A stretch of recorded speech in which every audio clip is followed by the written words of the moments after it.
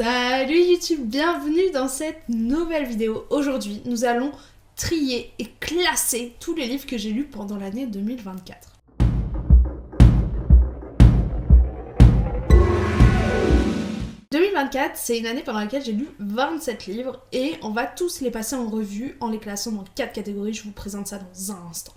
Mais avant, il faut que je trouve comment enregistrer mon écran. Oui, madame. Alors attends, j'ai réussi tout à l'heure quand j'ai fait un test parce que je suis pas non plus totalement folle.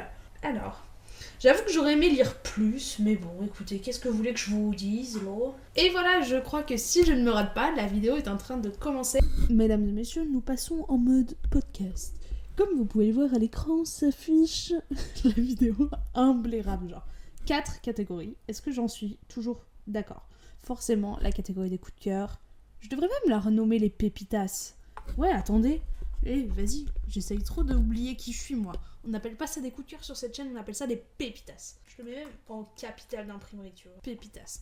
Ensuite, il y a les belles lectures. C'est un bon livre, j'ai bien aimé, j'ai passé un bon moment. Ce qui, pour moi, à savoir quand même, avant qu'on commence à classer, je suis pas une lectrice difficile du tout. Tant que tu me fous pas des scènes qui n'ont absolument aucun sens dans les livres et qui sont contraires au sens moral, sans justification, on va dire, moi, j'aime tout. J'aime tout, sauf les connards. Voilà. Genre vraiment un personnage masculin horrible, ça me tend et je déteste le livre. Et il va y en avoir dans ce classement, je vous spoil pas. Ensuite il y a bof, genre ok, ouais, ok. Et il y a les déceptions. Alors les déceptions, attention, ça peut être soit c'est un mauvais livre et c'est un mauvais livre et on n'y peut rien, soit en fait j'en attendais tellement que j'ai été déçue. Il peut y avoir les deux. Est-ce que vous voulez que je divise? Non, c'est bon, vous comprenez, vous êtes pas bête. Petit disclaimer, bien sûr, je ne suis personne. Je ne suis personne, je n'ai jamais écrit de livre de ma vie. Donc je viens ici en me permettant de critiquer et de placer des livres, des œuvres, que dis-je, que des gens ont mis des années à écrire dans la catégorie bof. Voilà, donc je suis vraiment quelqu'un de méchant et je m'en excuse par avance. Mais bon, on me connaît, normalement, personne ne verra cette vidéo. Commençons par une pépitas. Comme ça, au moins on part sur du positif et on verra où est-ce qu'on finit. Crescent City 2, oh mon dieu. Et cette fin, je ne m'en remets toujours pas, à savoir que quand j'ai fini le livre, ça faisait des années que j'avais pas eu ce... Oh, j'étais vraiment comme ça, genre... choquée, genre vraiment j'ai fini le bouquin et j'étais pendant plusieurs minutes en mode mais ça veut dire tellement de trucs, c'est incroyable.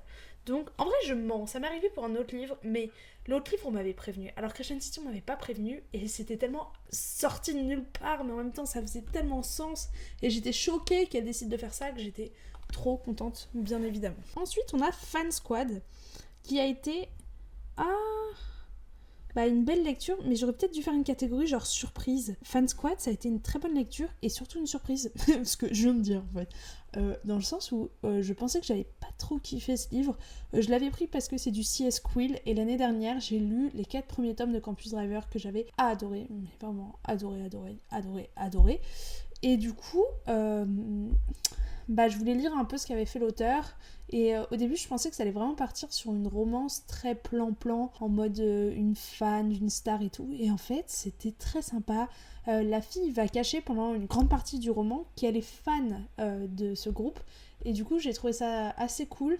Et aussi, il y a le fait qu'elle avait absolument pas envie de rencontrer ses idoles. Et ça, j'ai bien aimé. Ça donnait pas du tout un côté groupie. Elle était là en mode, ils m'ont tellement sauvé la vie à des moments où j'en avais besoin que du coup, elle veut pas les rencontrer parce qu'elle veut pas que leur image se détériore dans son esprit. Donc bref, voilà, j'ai beaucoup aimé ce livre, c'était très bien. Ensuite, il y a les Bodyguards, et pour moi, je mets les 4 tomes en pépitas. Alors, c'est pas un chef-d'œuvre de la littérature, mais c'est des livres ultra divertissants, honnêtement très sympa, avec des bonnes représentations. Un peu déçue par le 4, mais c'est parce que j'avais beaucoup trop d'attentes, je pense. Et je vous les recommande vivement. Et voilà, à part ça, voilà. Les voleurs de fumée, je vais dire... Qu'est-ce que je vais dire?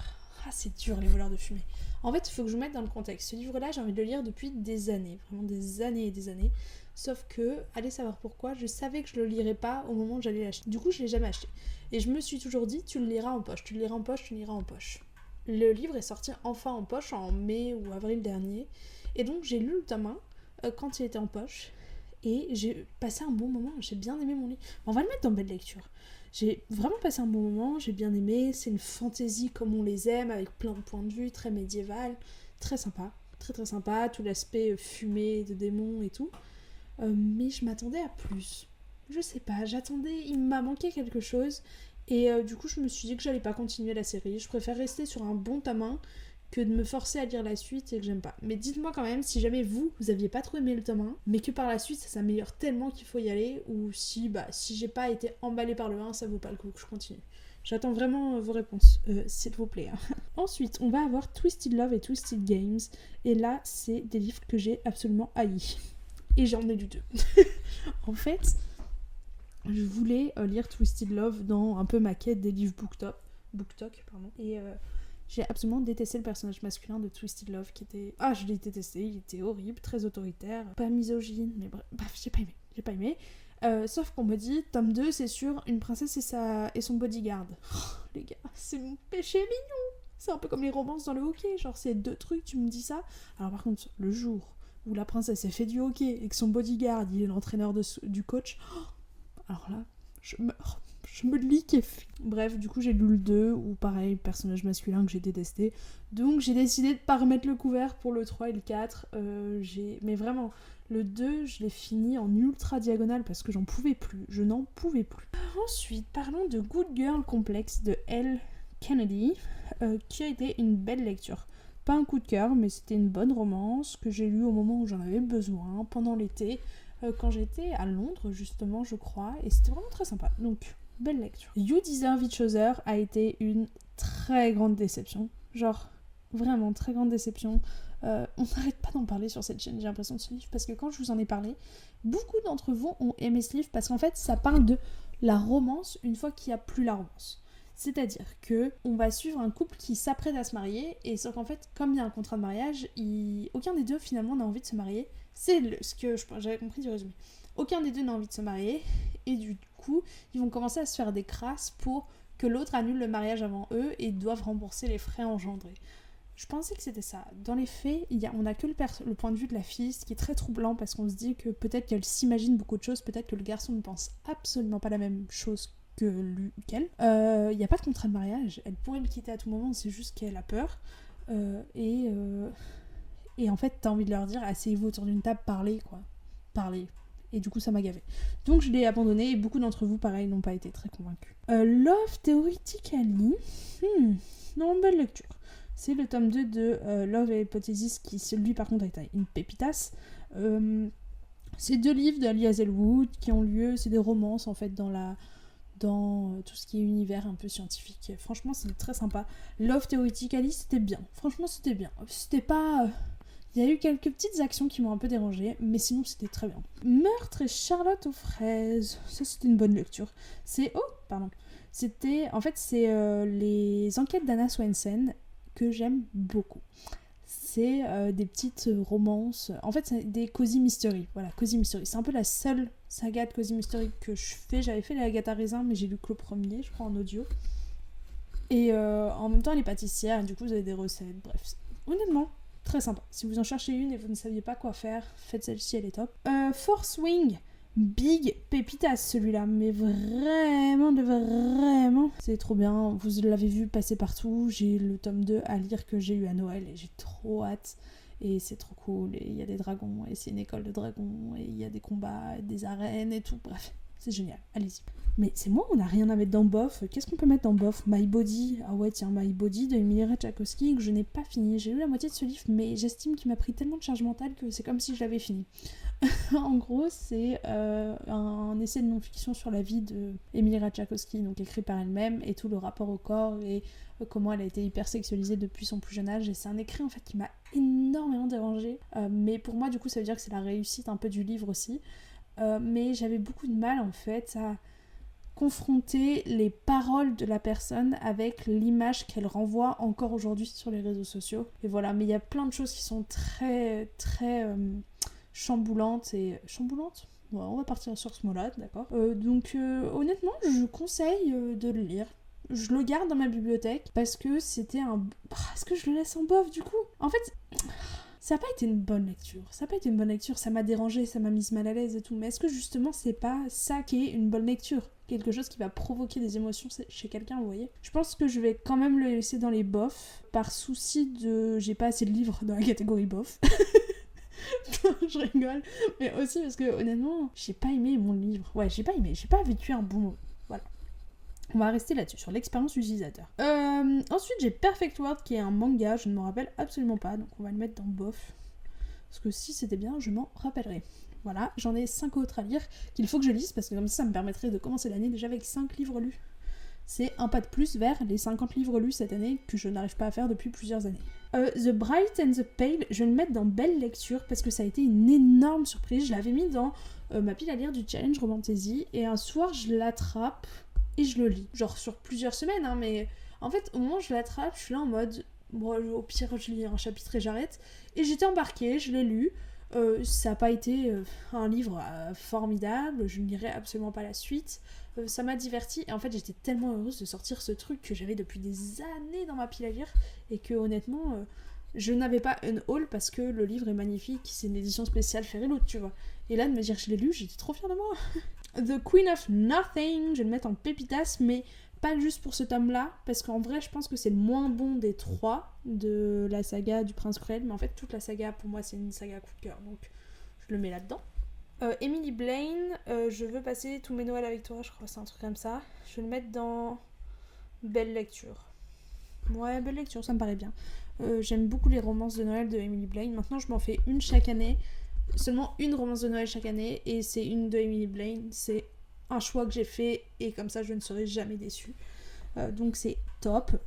Qu'est-ce qu'on a d'autre ? Our Violent Ends. C'est un peu celui que je contourne depuis tout à l'heure parce que j'ai honte de vous avouer que c'est une déception. Aïe, aïe, aïe. Alors c'est une déception qui est en grande partie due à moi-même. Je préfère le spécifier. Pour ceux qui viennent de rejoindre la chaîne et qui ne connaîtraient pas mon historique vis-à-vis de cette saga, le tome 1, This Violent Delight, ça a été un énorme coup de cœur au moment de sa sortie. J'ai adoré cette réécriture de Roméo et Juliette dans un Shanghai des années 30, 20, avec un peu de fantaisie, des monstres, des histoires de gangs, c'était formidable. Très lent, très atmosphérique, un slow burn, tapeur, mais génial. Direct, quand le tome 2 sort, je me l'achète. Je ne le lis pas tout de suite, je finis par commencer à le lire. J'ai beaucoup de mal à rentrer dans cette histoire. À un moment, j'arrive à emmagasiner 200-300 pages. Et puis, il se passe une scène assez importante dans le livre qui fait que je me dis, ok, tout le monde est en bon terme, tout le monde va bien. Je n'en peux plus trop de ce livre quand même, il m'étouffe. Je vais le mettre en pause, je vais juste lire un autre bouquin, j'y retourne après. Il est arrivé que cette pause a duré au moins 1 an.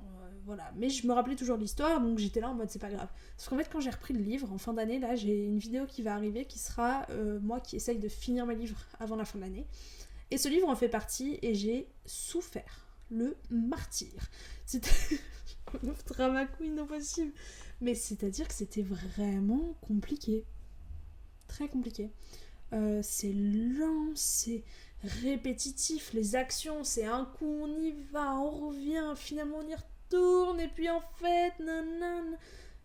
Long, mais long. J'aurais jamais dû dire le tome 2, sauf qu'en fait, du coup, je ne l'abandonnais pas parce que j'ai le tome compagnon qui est sur la cousine de Juliette, et donc je voulais savoir ce qui lui arrivait à elle dans ce bouquin-là pour lire la suite en tout état de connaissance et de cause, bien sûr. Donc ça a été une grosse déception, je suis absolument dégoûtée. Rêve d'envol, c'était une bonne lecture, c'est le tome 2 de Rêve de glace, j'ai le tome 3 dans ma pile à lire, voilà.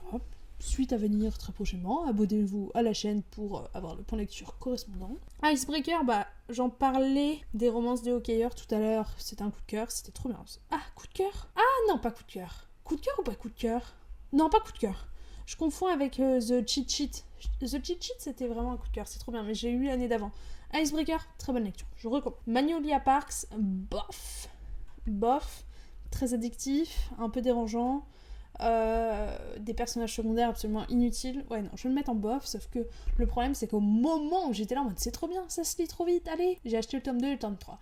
Donc il faut que je me tape le tome 2 et le tome 3, chose que je ne fais absolument jamais, je n'achète jamais la suite des livres avant de les avoir lus et fini, sauf que là j'étais en train de le lire et je me suis dit il me faut la suite, c'est 15 jours de livraison et tout. Je regrette. je regrette. Mais je vais me le lire, bien évidemment. J'ai commencé à la lire la suite en plus, mais... Gilded Cage de Lynette Noni, c'est un tome 2 également qui a été une pépitasse. Cette série entière est une pépitasse. J'ai le tome 3 à lire qui sera dans ma pile à lire 2024.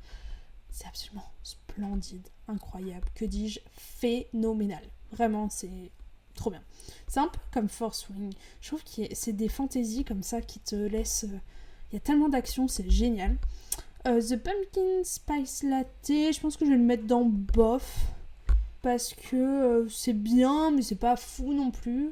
C'est une petite romance que j'ai lue En fait, je me suis fait avoir par la pub sur Amazon. En plus, j'ai acheté un livre auto-édité. Bon, c'est auto-édité au moins, mais bon, Amazon doit prendre une sacrée truc. Au moment de Noël, en fait, je fais souvent des vidéos wishlist. Au lieu de vous faire des boucos, je vous dis, aujourd'hui, là, tu me donnes 400 balles, j'achète tout ça.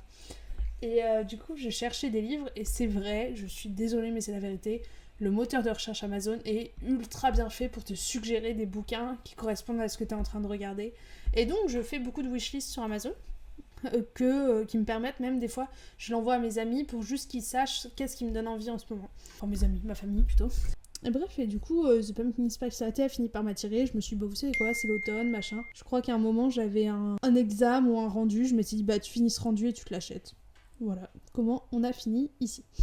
Et le dernier livre, Dear Aaron, ça a été une pépitasse, c'était trop bien. Ça faisait des années que ce livre était dans ma wishlist, parce qu'on me l'avait recommandé sous un commentaire de mes vidéos quand je parlais de romance épistolaire. Et c'est absolument génial, c'est trop bien. C'est toute la première moitié du livre est en lettres, et après les deux personnages font quelque chose. Je ne vais pas vous spoiler.